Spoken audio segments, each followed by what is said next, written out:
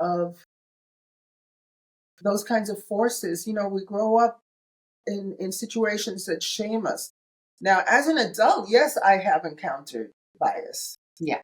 I remember I had a black boyfriend, and I am getting on a bus with this black boyfriend, and somebody goes, "Ugh," and I'm like, "What the?"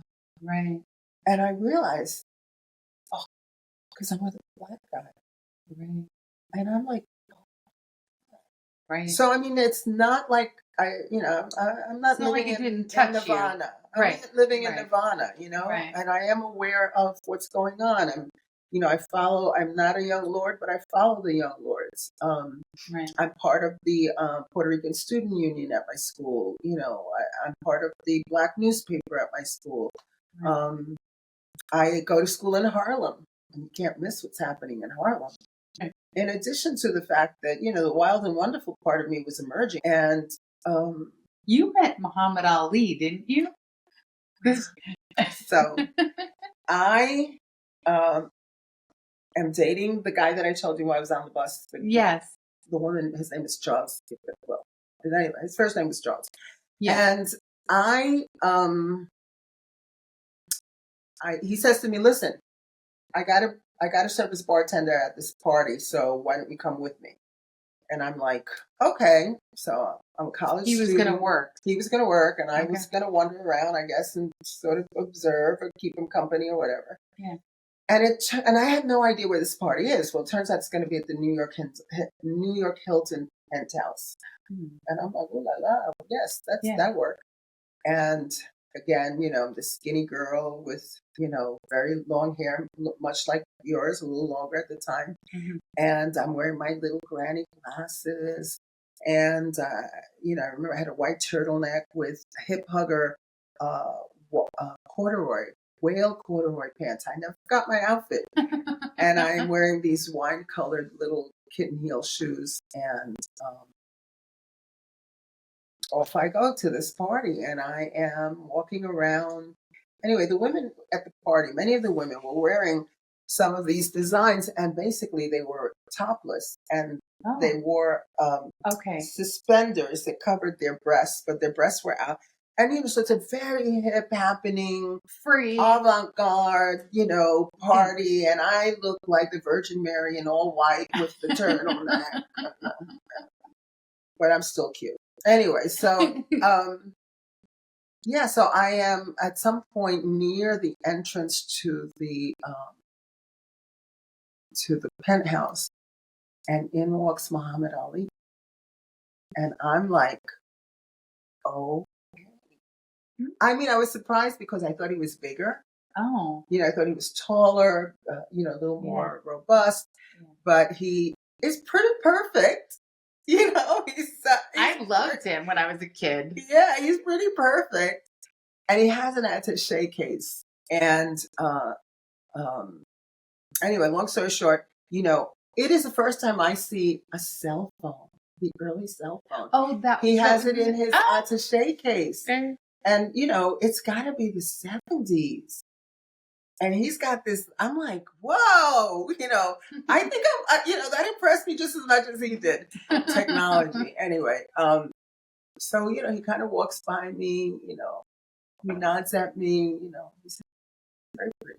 And I was like, okay. And I don't know what else to say because I think I'm 19 years old. Right. I'm in awe, and I'm like, so I nod, and and he was decent, Right. I think he recognized, that you were younger. Yeah, she's young, right. I don't think I even was. I think I may have had some lipstick, but I didn't wear any makeup. Right. So, so that was my encounter with Muhammad Ali. I encountered Mr. Bill Cosby. In Montreal. Oh. The the mayor of Washington, D.C., Marion Barry. Oh. I mean, these names mean something to people of my generation, may not mean much to other people, and certainly people in the Black community will recognize these names. Right. But, I mean, it was just a time where you kind of just brush shoulders with people who, inadvertently you didn't like. I didn't go out. I was in a groupie or anything like that. Sure. You know, that was not my thing. Right. But yeah, the 60s and 70s were quite something. I mean, you know, the other thing that I remember is that I did a lot of dancing. I did a lot of salsa dancing. I went to all kinds, to the Cheetah, to the Dome. Right. Um, there was a lot of freedom. I never had to go to a gym. I danced 4 nights a week. All right. You know, it was like Hunts Point Palace in the Bronx. I mean, you know, these are things, the Chez Jose, which really is going back. And, you know, I had a very balanced life, you know, and I didn't think about being working class or poor. You know, everyone was in the same boat at the time. Mm. You know, you weren't looking at, hey, do you have a Dior or a, you know, a Versace or, you know, there was none of that. There was none of that. Right. You either had good taste or you didn't. Right. The quality of stuff that was out there was pretty decent. Better than what it is now. No. And better made. Oh, yes, absolutely. Way much better made. Absolutely. Yeah. So, you know, that's college.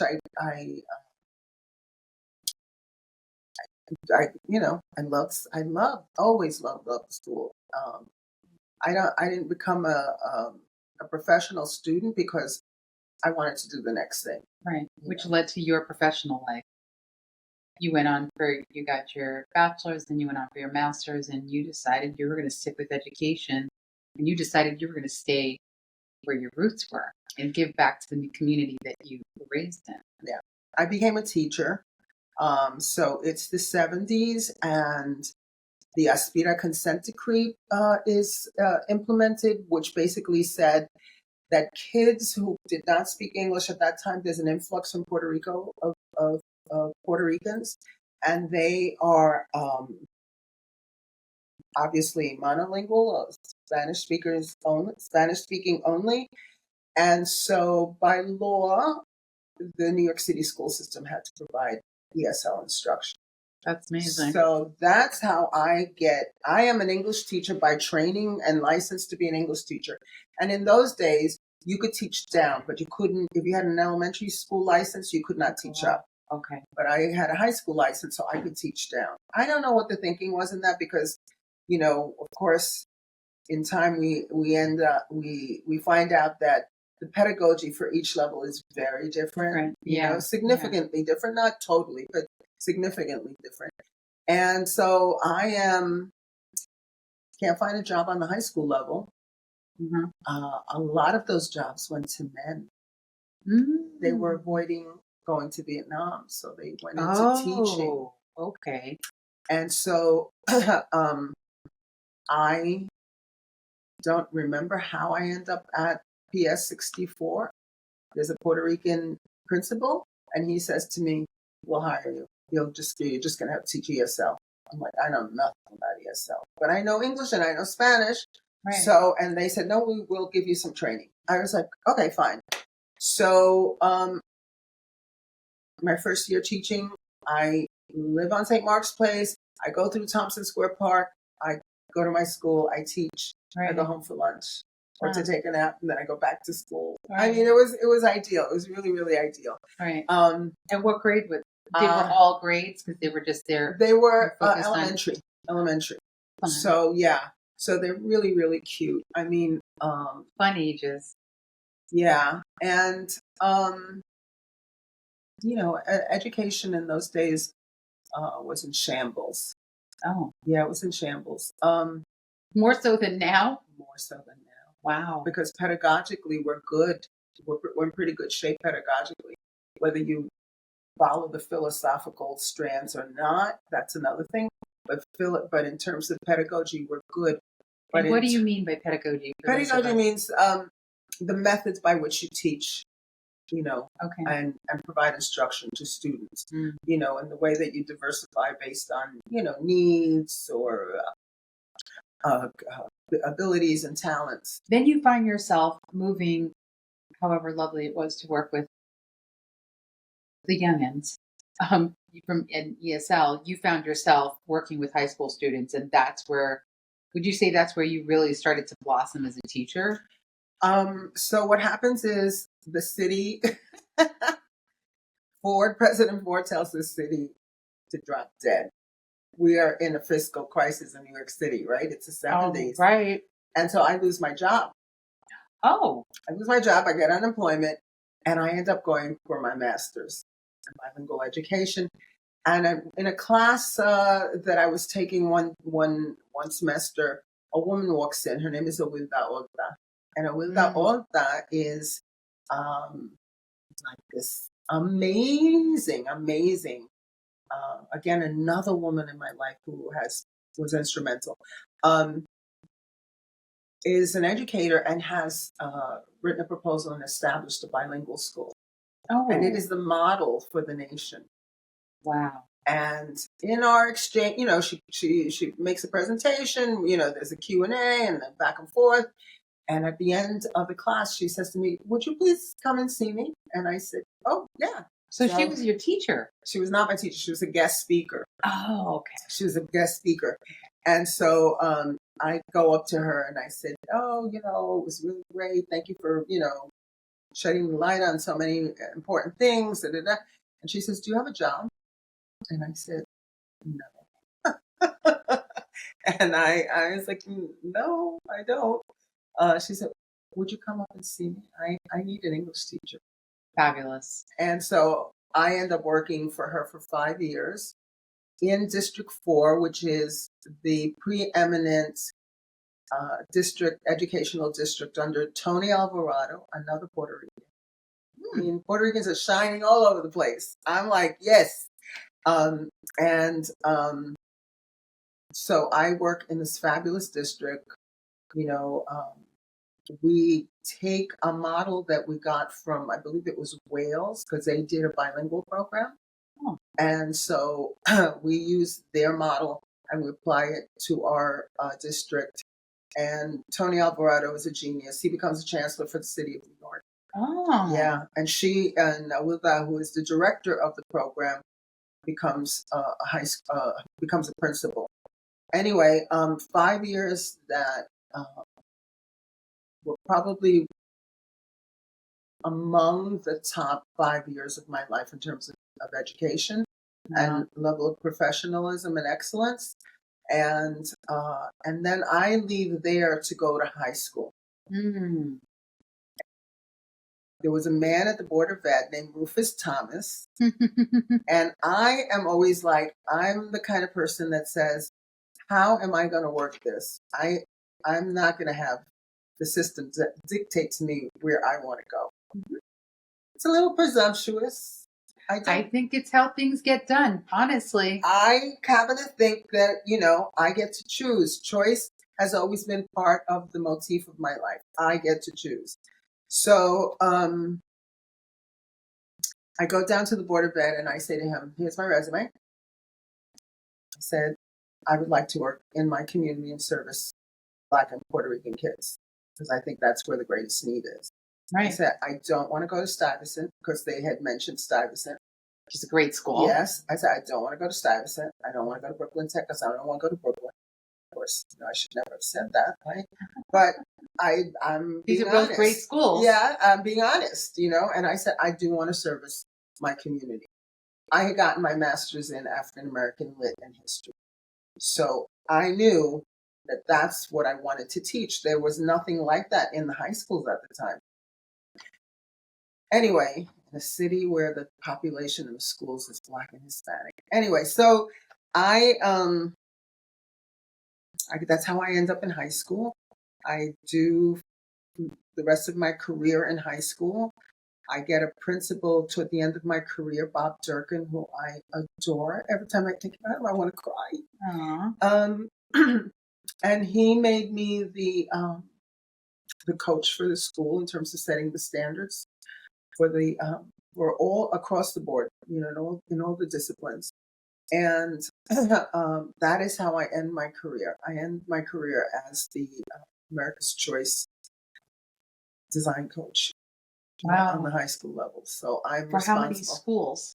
For one high school, 3,000 kids. Wow. And all the departments. So the department heads would report to me in terms of instruction. So I was a happy camper. I did not want to be an administrator. I would not have made a good administrator. Yes, in terms of paperwork, yeah. But in terms of leading people who were reluctant or were disrespectful to our kids, I was not going to tolerate that. And so I knew, they would people do all kinds of crazy things. I knew there would be sabotage. I knew there would be, backstabbing. I knew there would be all of that. And when my principal asked me to become the chairman of the English department, I said, no. Interesting. I said, no, can't do that. I said, they will hate me and I will hate them. And that, what's the point? I said, my creativity lies in instruction, being current in terms of the research, and he knew that. And that's why he said, well, then here's the other option. So you had your 5 years with the Wilda, and then you had and those were the bookends for you, really, of your career. That's beautiful. Yeah, I was very lucky. I mean, it's like, do what you love. And that's what I see you doing. Huh. It's like, do what you love. She has been one of my greatest champions in this transition. And I think it means the world to me. My pleasure. You got it. It's nothing like having people in your own family. I mean, I do have support from people outside, but there's nothing like having people within your family lineage that see you and support you. And I'm sure this is something that you also brought to the classroom when you worked with kids, was you could see what children needed extra attention. So in order for them to shine, cultivate their own skills and to find out what they wanted to do with their lives, but also making sure that those that were already shining were going to continue to rise up. Love my kids. Love my kids. I mean, I ended a very long-term relationship, and the thing that kept me afloat was going to work. Being in the being in the presence of these kids who were inquisitive and bright and aware of who they were and trying to evolve as people and develop an identity. It was just, 9 to 3, everything went on hold and I was good. And then I would come home and I would lay on the sofa and I would be depressed. And I remember the day that I said, oh my God, what is going on? And I said, oh my God, you're depressed. Right. I said, that's what's going on. You're depressed. And I thought, well, what am I going to do about it? And it hit me. I said, you're not going to do anything. You're just going to lay on the sofa and wait for it to pass. Right. Because there's no way through it but through it. Exactly. So that's what I did for months and months and months. Went to work, came home, got on the sofa, laid down, looked up at the ceiling, felt terribly sad and lost and unmoored. And then one day it was less so. And then the next day it was less so. And then I didn't go to therapy. And I'm a therapy person. I believe in therapy. Didn't go to therapy. I just knew it was a waiting game. It was like this, literally, this too shall pass. Right. And that was a poignant relationship for you. It lasted decades. Yes. He was my college professor. Right. And I wasn't involved with him when I was in his class, but afterwards, one thing led to another. He expressed interest and, he was good looking and, intelligent, accomplished. But it was a really beautiful relationship from what you tell me. It ran its course and it was decades, which is more than a lot of people could say. Yes. Because it was good. Yeah. I mean, we were well suited for one another. And learned a lot about things from him and grew as a person, from a snotty, self-centered little so-and-so to a woman who recognized that, it was not about pouting, stamping my foot, although, right. I did do all of those awful things. A little spoiled, but I did grow a lot. You know, I want to say he's the love of my life, but I don't know yet because my life is not over. That's right. So you know, late strawberries are a real thing. I think so. I believe it. I believe it. Yeah. Anyway, so I think, you know, you never close the door on possibility. So, right. You know, I'm okay. You've spoken about a lot of women in your life that were very important to major decisions that you were making that kind of helped lead you and then were there to help you cultivate as a woman. Would you say, aside from this very long-term relationship, were there other males and your father, were there other males that you would say throughout your life that were an important part of your development as a woman and a person? I mean, you know, there's my dad, who was core. You know, Nate, who was core in that context. I kind of, in many ways, think I was. He was there but he was there a long time. Yes. But honestly, I think that I was more progressive than him. Oh, you know, and equally as intelligent. So at some point, you know, you go from, you know, you're the younger, you know, less experienced person to then you become peers. You know, and so that took place. You know, Bob Durkin, who I had total admiration and respect for. I mean, I'm sure that there are other people who I have great admiration for. Love, you know, Mr. First Black President. Oh, Barack. I love Barack. I love Barack. Don't like everything he did, but I love him. Sure. And I love the grace and the standard of excellence that he set. Yes. And, you know, I literally would pray for him and his family, you know, just holding him up to the light, asking the universe to, you know, make sure he was protected. I think we all at some point thought this guy's going to be assassinated. Right. I'm glad that did not happen. And I'm glad that it did not happen. Yeah. So, yeah, I think I'm just trying to, you know, my younger brother, who I adored, who was really, you know, smart and talented. And the one that went to Vietnam? No, that's my older brother. Oh, okay. That's Hiram. Okay. And then my younger brother, he passed. Gilbert. Yeah. Right. You know, and his son is a shining star. Has become a real shining star in his life. Right. So I think my brother would be really proud of both of his sons because he has two sons. So yeah, I you know, it's cool.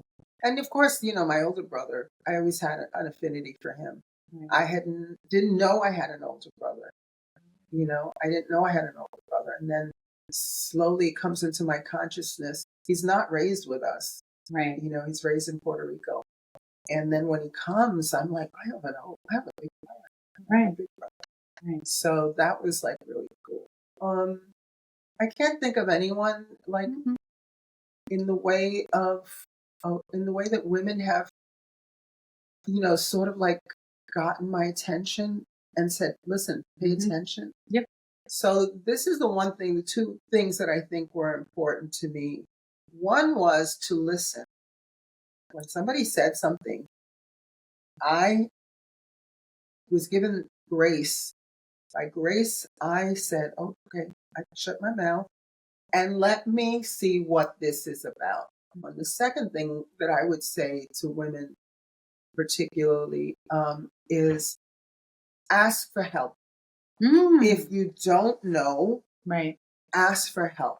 Right. There's no shame in not knowing. There's shame in not knowing and then doing a really screwed up thing that's going to really, you know, be injurious to you in ways that will take time to recover from. Right. So, you know, did I always listen? No. You know, I sometimes thought I knew it all. Mm.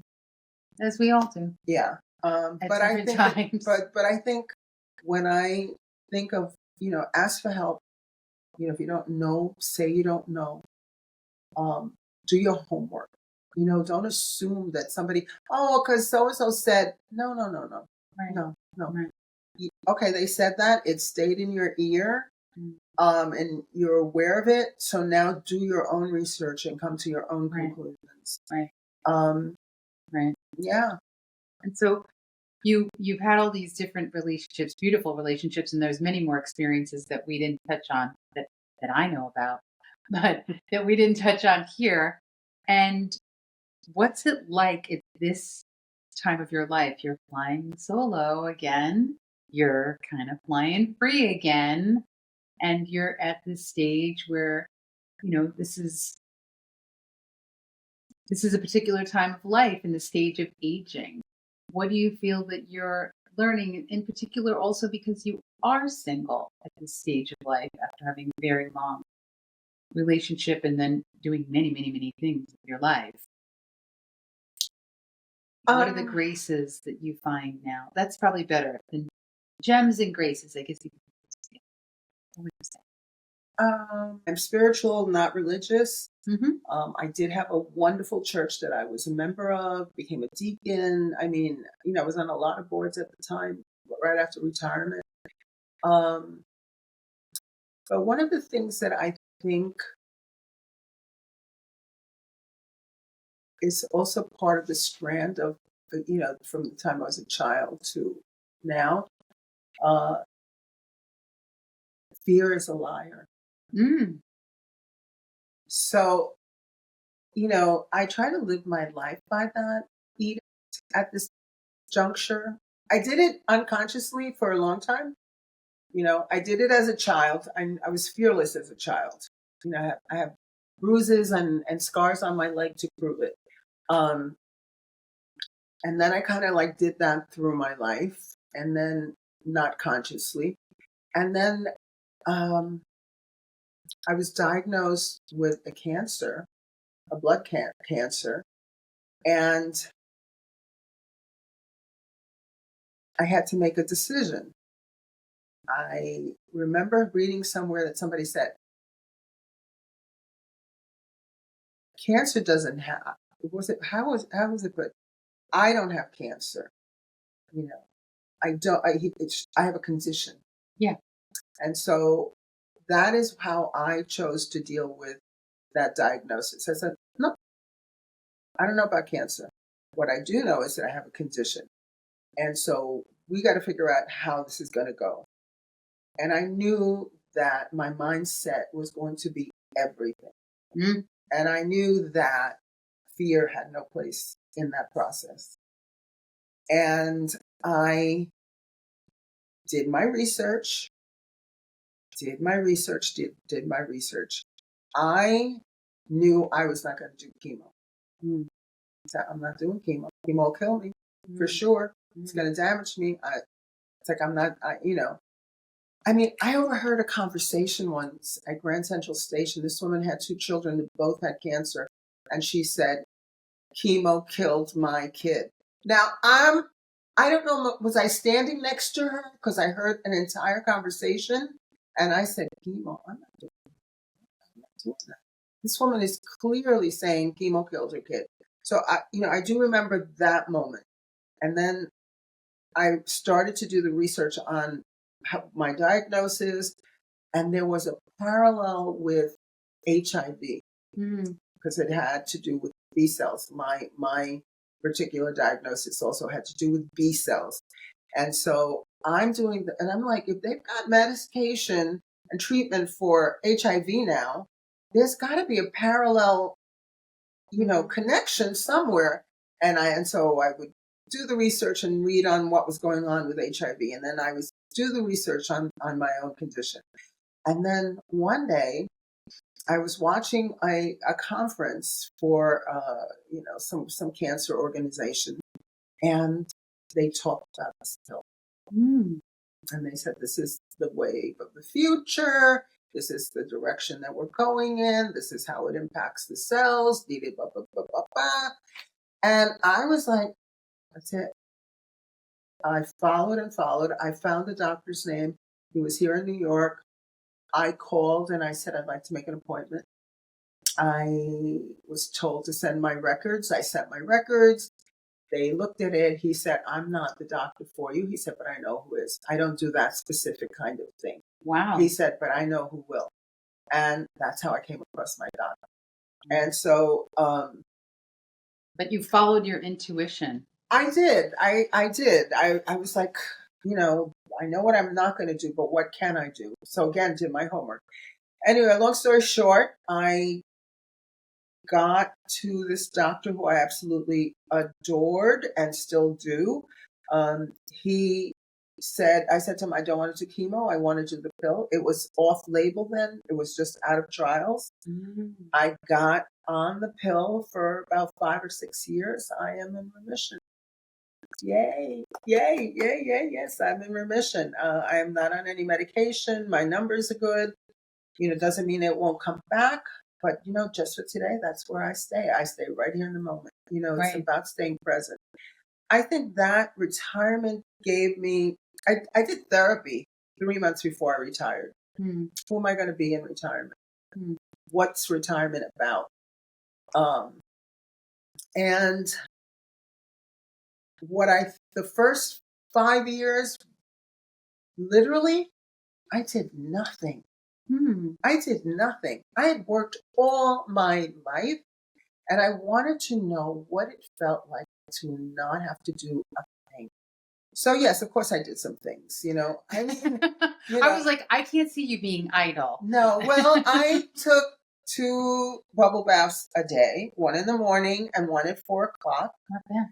Yeah, I took 2 bubble baths every day. I would meet friends for cocktails, and I became a member of a fine dining club.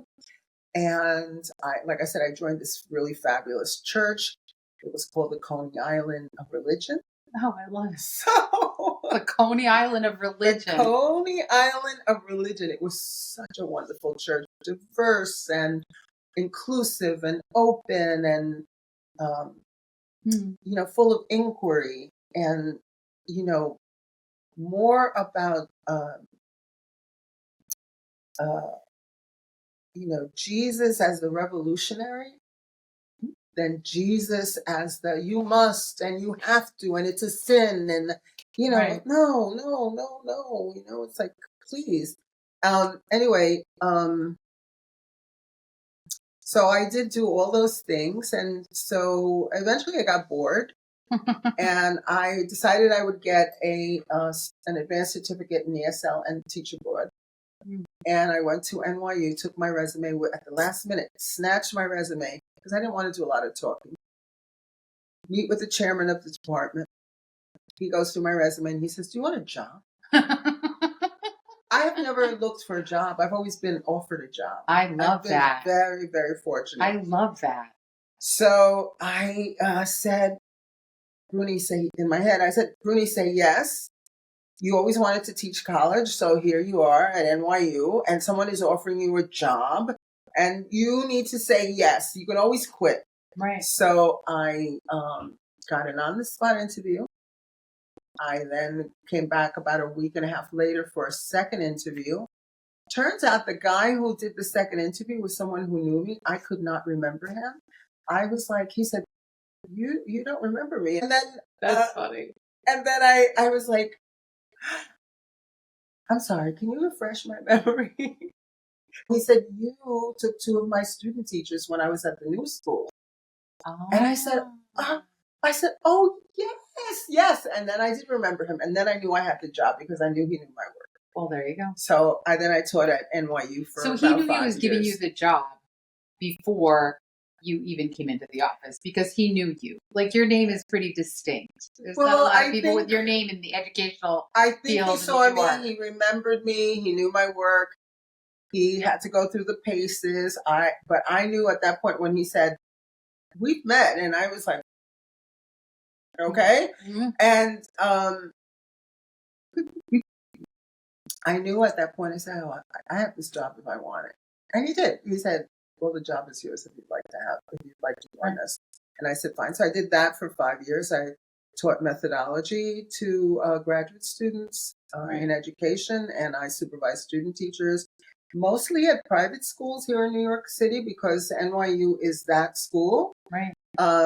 And some public schools, so that was fine. Loved that. And then, not much after that. I served on a ton of boards. I was on the Girls Club. I did the curriculum for the Tyra Banks Center at the Girls Club. I was Deacon at Middle Collegiate Church. So you were still very busy even after you retired. I was busy enough.